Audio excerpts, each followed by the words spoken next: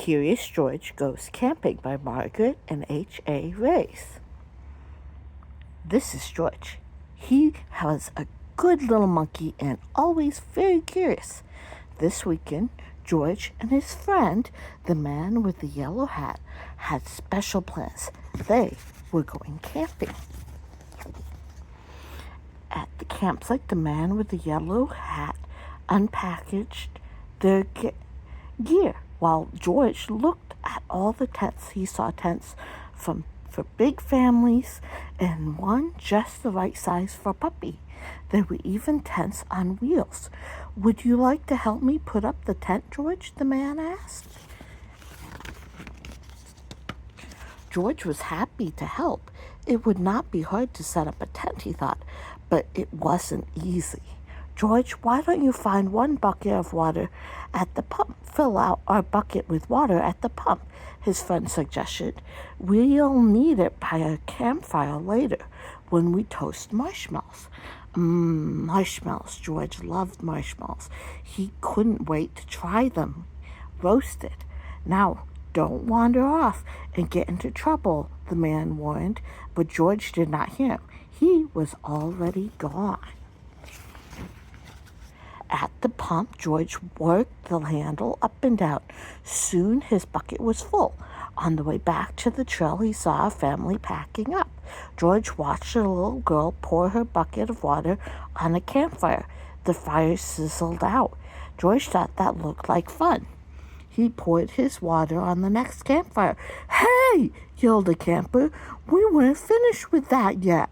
The camper began to chase George, but George didn't mean to cause trouble. He only wanted to hide. He ran into the forest as fast as he could, but the camper's footsteps followed close behind. George ran faster and faster. The footsteps came closer and closer until suddenly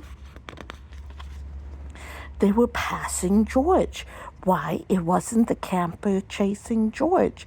Now it was a deer. What fun to run with a deer. Forgetting all about the camper and the marshmallows, George ran after the deer.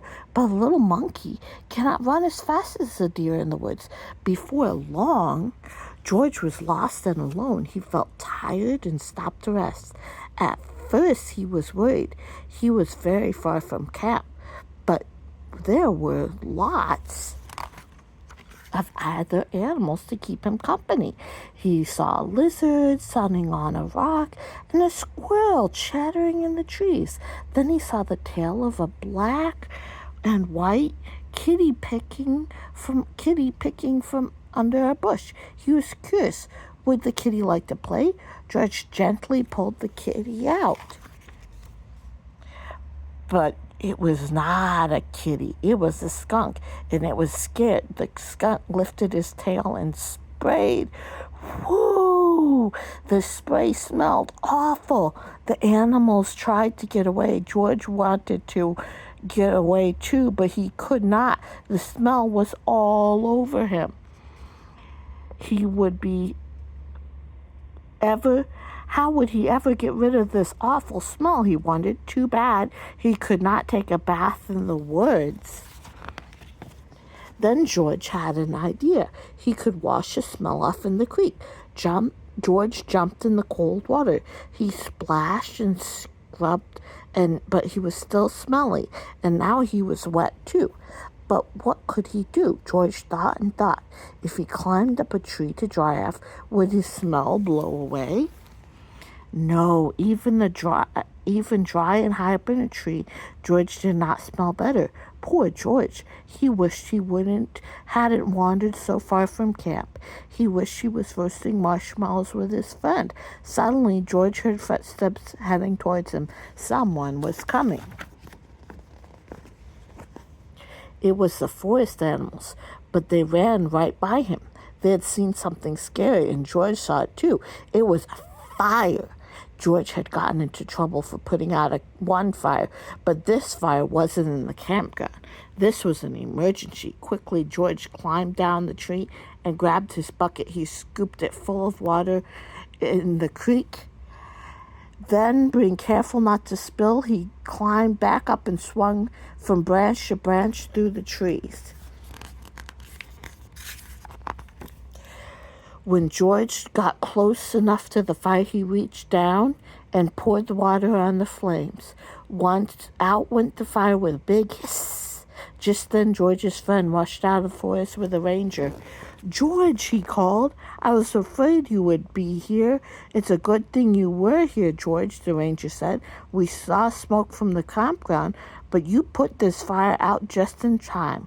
George was glad to help, and the man with the yellow hat was glad to see that George was safe, but he had a funny look in his face. "George, what is that smell?" Back at the campsite, George's friend helped him get rid of this awful smell. After a strange bath in tomato juice, George smelled fine. Then the man with the yellow hat invited the ranger to cook dinner with them over a small campfire. "Fires can be nice if you're careful," said the ranger. George agreed, especially for roasting marshmallows. Yum, yum.